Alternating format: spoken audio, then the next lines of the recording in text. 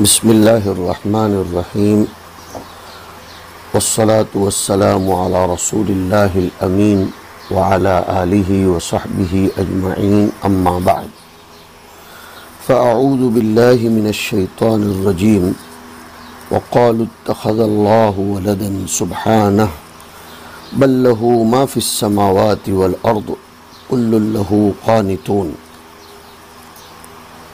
اس سے پہلے قبلے کے باب میں گفتگو ہو رہی تھی، جس میں آیا تھا کہ وَلِلَّهِ الْمَشْرِقُ وَالْمَغْرِبُ فَأَيْنَمَا تُوَلُّوا فَثَمَّ وَجْهُ اللَّهِ إِنَّ اللَّهَ وَاسِعٌ عَلِيمٌ۔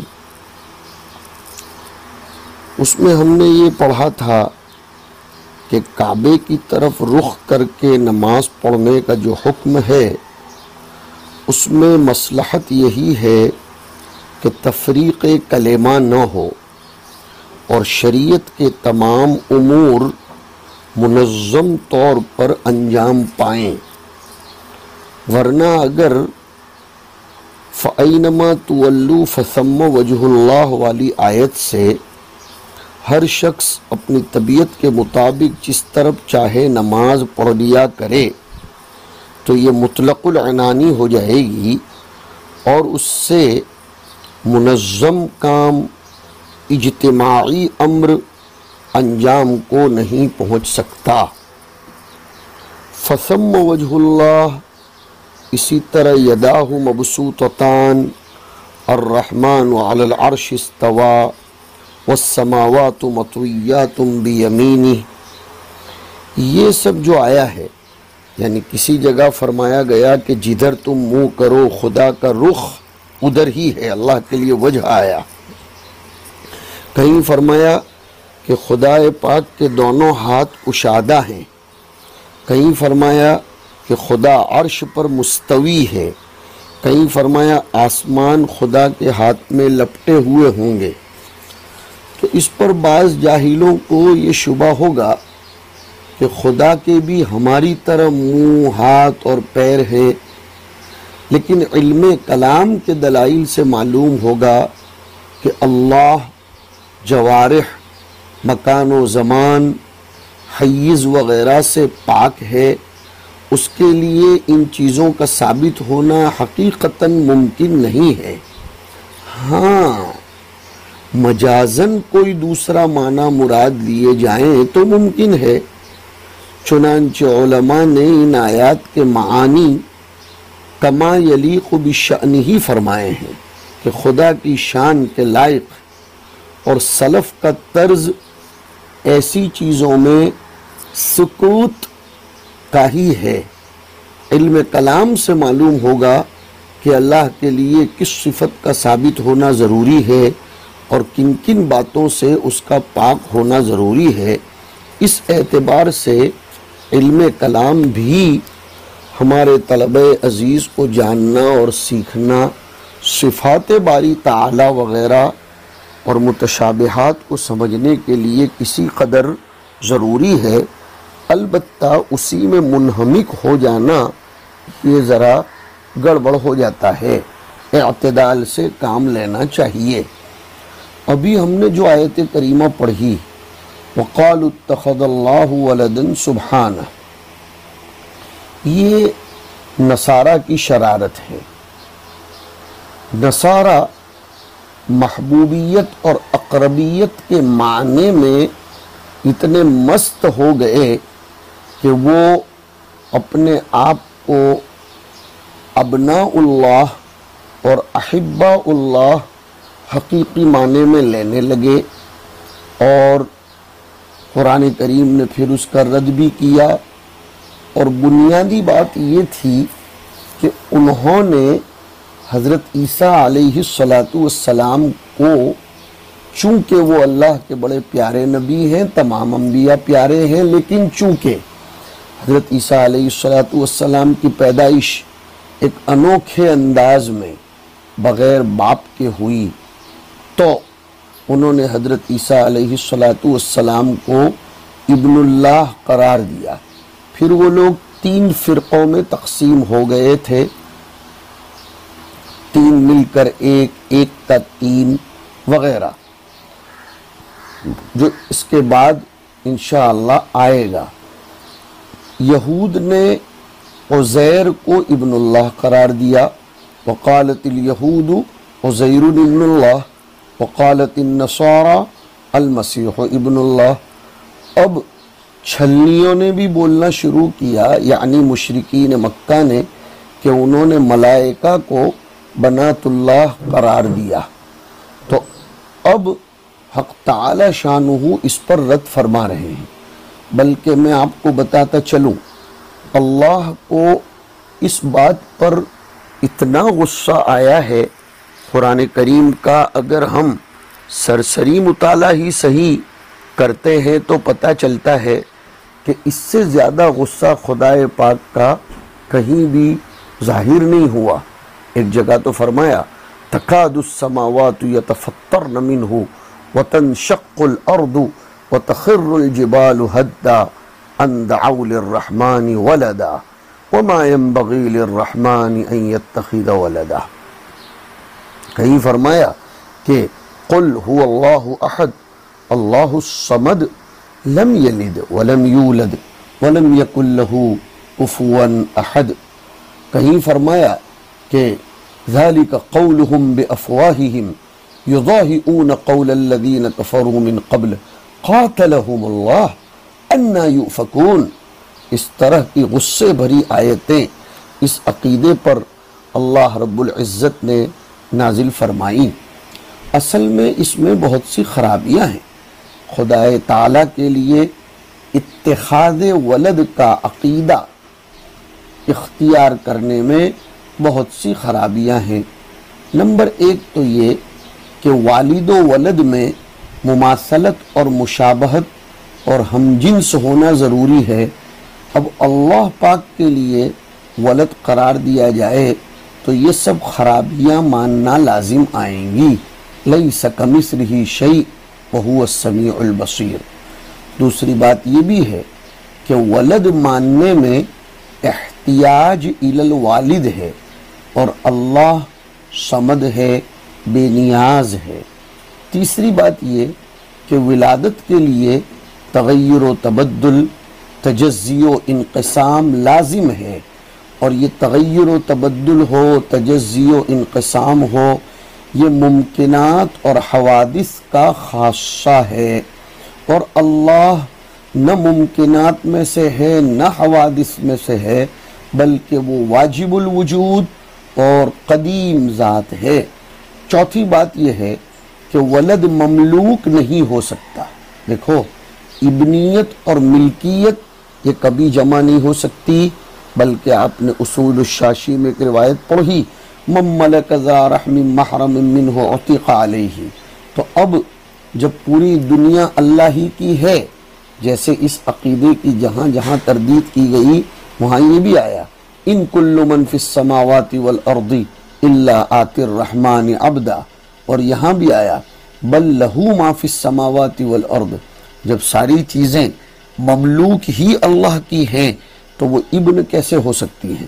اسی طرح کائنات کا کوئی ذرہ وجوب ذاتی میں اللہ کا سہیم اور شریک نہیں ہے، تو پھر ولد قرار دیں گے تو وہ وجوب ذاتی میں خدا کا سہیم و شریک ثابت ہوگا۔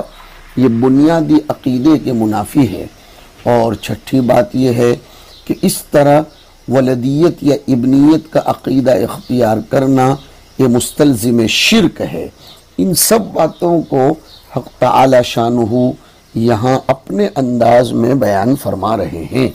وقالو، اور انہوں نے یہ عقیدہ گھڑ لیا، وقالو بواوین ودونہا، قالو اور وقالو، ای الیہود والنصارى ومن زعم ان الملائکۃ بنات اللہ۔ یہ تینوں نے اس طرح عقیدہ الگ الگ اعتبار سے ہی صحیح لیکن گھڑ لیا، اور چونکہ ملائکہ نے بنات اللہ ہونے کا عقیدہ گھڑا تھا کہ ملائکہ اللہ کی بیٹیاں ہیں، انہوں نے عزیر اور مسیح کو بیٹا قرار دیا تھا، تو اب اتخذ اللہ ابنن نہیں فرمایا، ولدن فرمایا، اور ولد میں بیٹا بیٹی دونوں آ جاتی ہے، انہوں نے یہ عقیدہ گھڑا کہ اللہ نے اولاد اختیار کی، اب اللہ تبارک و تعالیٰ اس کی تردید کر رہے ہیں۔ قال تعالی، اللہ نے فرمایا سبحانہ، اس کی ذات منزہ و مبرہ ہے۔ سبحانہ مفعول مطلق ہونے کی بنا پر ہمیشہ منصوب ہوتا ہے، اس کا فعل مقدر ہوتا ہے۔ تنزیہا للہ تبارک و تعالی عن اتخاذ الولد وعن التوالد والتناسل، اللہ کی ذات پاک ہے توالد و تناسل سے، بلکہ بات تو یہ ہے بل لہو ما فی السماوات والارض، اسی کے لیے ہے وہ تمام چیزیں جو آسمانوں میں ہیں اور زمینوں میں ہیں، ملکن و خلقن و عبیدن، تمام چیزیں اسی کی ہیں، باعتبار ملکیت کے بھی، باعتبار پیدا کرنے کی بھی، کہ سبھی اسی کی مخلوق ہیں، وہ تو خالق ہے۔ اب اگر بیٹا قرار دیا جائے گا تو بیٹا بھی خالقیت میں شریک ہوگا، نیز ساری چیزیں اسی کے غلام اور بندہ ہیں، اور جب اس کے غلام ہیں تو اس کے مملوک ہیں۔ والملکیت تنافی الولادت، اور ملکیت یہ ولادت کے منافی ہے، یہ دونوں جمع نہیں ہو سکتی۔ اب لفظی طور پر ایک سوال ہو سکتا تھا کہ بل لہو ما فی السماوات والارض، ما کہا جا رہا ہے، اس کا مطلب تو غیر ذوی العقول چیزیں ہی اللہ رب العزت کی ملکیت ہیں، ذوی العقول نہیں ہے کیا؟ یہ ایک سوال لفظی طور پر کیا جا سکتا ہے۔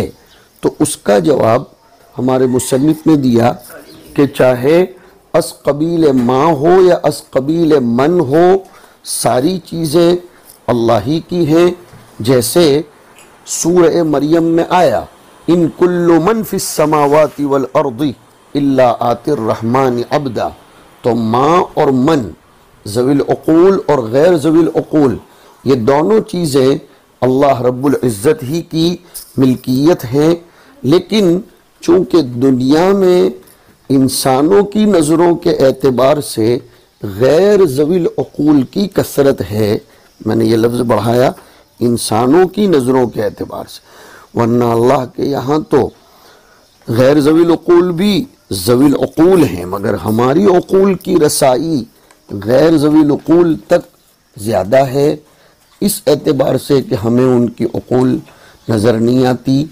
اس لیے ہم یہ کہہ رہے ہیں کہ ہماری نظروں کے اعتبار سے غیر ذوی العقول زیادہ ہیں، اس لیے ان کو غلبہ دیا گیا کہ وَعَبَّرَ بِمَا، کہ بل لہو ما فی السماوات والارض میں ما سے تعبیر کی گئی یا تعبیر فرمائی تغلیبا لما لا یعقل، کہ دنیا میں غیر ذوی العقول کا غلبہ ہے باعتبار کثرت کے، باعتبار کثرت کے غیر ذوی العقول چونکہ زیادہ ہیں، اس لیے تو وَلِلْأَكْثَرِ حُكْمُ الْكُلِّ، اس اعتبار سے تو جب تمام چیزیں اسی کی ہیں تو پھر دوسری چیزیں، یہ تمام چیزیں اللہ رب العزت کا ولد کیسے ہو سکتی ہیں؟ فرمایا آگے کل لہو قانتون، یہ بھی اسی عقیدے کی تردید کے طور پر آئے۔ کل کی تنوین مضاف الیہ کی تعویض کے لیے ہے، یعنی کل ما فی السماوات والارض یا کل من جعلوہ ولد اللہ لہو قانتون، تمام چیزیں اسی کی اطاعت شعار ہیں، طوعا او کرہن، لیکن ساری چیزیں اسی کی اطاعت شعار ہیں۔ اور قانتون کی تفسیر کی کل قنوت فی القرآن فہو طاعت الا قولہ تعالی وقوموا للہ قانتین ای ساکتین، یہ بات آگے کام آئے گی۔ تمام چیزیں اس کی اطاعت شعار ہیں، مقرون بالربوبیت ہیں۔ کیا مطلب تمام چیزیں وہی کام کرتی ہیں جو ان سے چاہا جا رہا ہے، تمام چیزیں، سورج سے جو چاہا جا رہا ہے وہ وہی کر رہا ہے، چاند سے جو چاہا جا رہا ہے وہ وہی کر رہا ہے، زمین سے انبات چاہی جا رہی ہے وہ کر رہی ہے، آسمان سے امطار اور اضلال چاہا جا رہا ہے وہ کر رہا ہے تمام چیزوں سے جو کچھ اللہ رب العزت کی منشا ہے وہ کر رہی ہیں. کل لہو قانتون ای مطیعون کل بما یراد منہ. آیا دیکھو کہ تمام چیزوں سے جو مراد ربانی ہے وہ سب چیزیں وہی کر رہی. یسبح لہ من فی السماوات والارض والطیر صافات ان من شیء الا یسبح بحمدہ ولکن لا تفقہون تسبیحہم. اب یہاں بھی لفظی طور پر ایک سوال ہو رہا تھا. قانتون جمع مذکر سالم ہے تو جمع مذکر سالم میں کیا صرف از قبیل ذکور جو چیزیں ہیں وہی اس کی عبادت اور اطاعت کرتے ہیں؟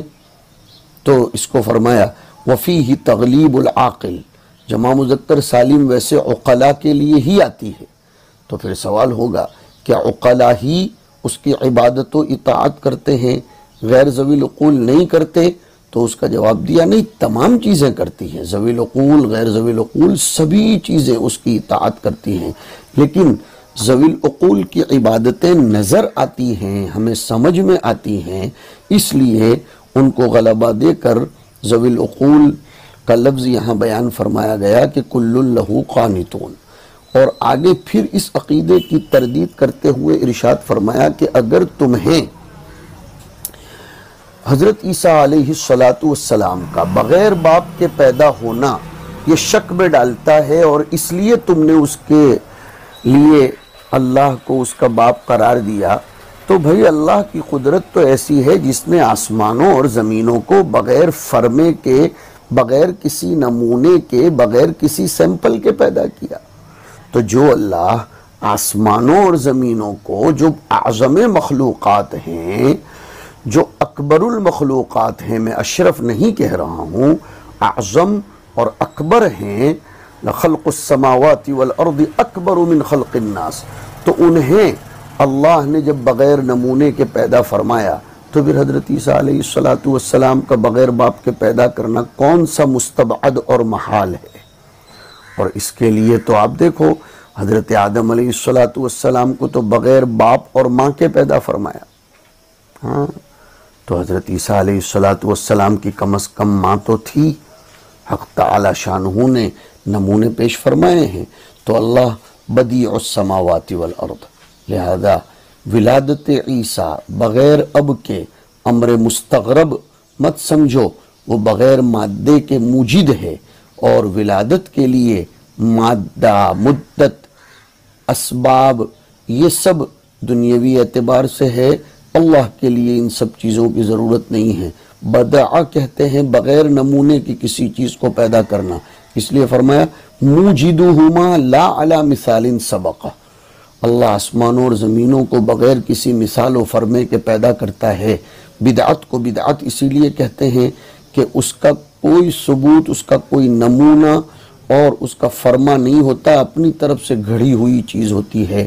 تو اللہ نے فرمایا جب آسمان و زمینوں کو بغیر نمونے کے میں پیدا کر سکتا ہوں تو عیسیٰ کو بغیر باپ کے پیدا کرنے پر بدرج اولا قادر ہوں. وَإِذَا قَضَى أَمْرًا، اور ایک دلیل دی کہ جب وہ کسی چیز کے پیدا کرنے کا ارادہ کر لیتا ہے، فیصلہ کر لیتا ہے، فَإِنَّمَا يَقُولُ لَهُ كُن فَيَكُونُ، تو اس سے کہتا ہے ہو جا، وہ چیز ظہور میں آ جاتی ہے.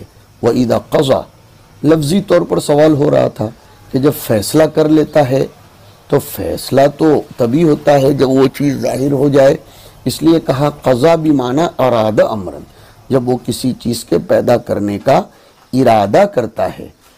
امرن ای ایجاد امرن، جب وہ کسی چیز کے وجود میں لانے کا ارادہ کرتا ہے تو اس سے کہتا ہے کن، وہ چیز وجود میں آ جاتی ہے. یہاں مطلب یہ نہیں ہے کہ اس کا ارادہ ایجاب امر سے متعلق ہوتا ہے تو وہ کاف اور نون سے مرکب کن لاتا ہے، نہیں، اس کو کن کی بھی ضرورت نہیں ہے. کن فیکون سن لو، پہلی دفعہ آ رہا ہے ہمارے سبق میں، یعنی آپ حضرات کے سامنے، کہ اسے کسی چیز سے اپنے ارادے کو متعلق کرنے کے لیے کن کی بھی ضرورت نہیں پڑتی. تو پھر کیوں کہا جاتا ہے کہ اس کے یہاں کن ہوتا ہے تو فیکون نہیں؟ کن فیکون یہ کنایہ ہے سرعت ایجاد سے، یعنی جتنی دیر کن بولنے میں لگتی ہے اس سے بھی کم دیر میں، وہ بھی ہمارے سمجھانے کے لیے کم دیر کا لفظ بول رہے ہیں، وہ چیز وجود میں آ جاتی. مطلب یہ ہوتا ہے اس کی مراد نافذ ہو جاتی ہے، اس میں تخلف کسی بھی اعتبار سے نہیں ہوتا. کن فیکون.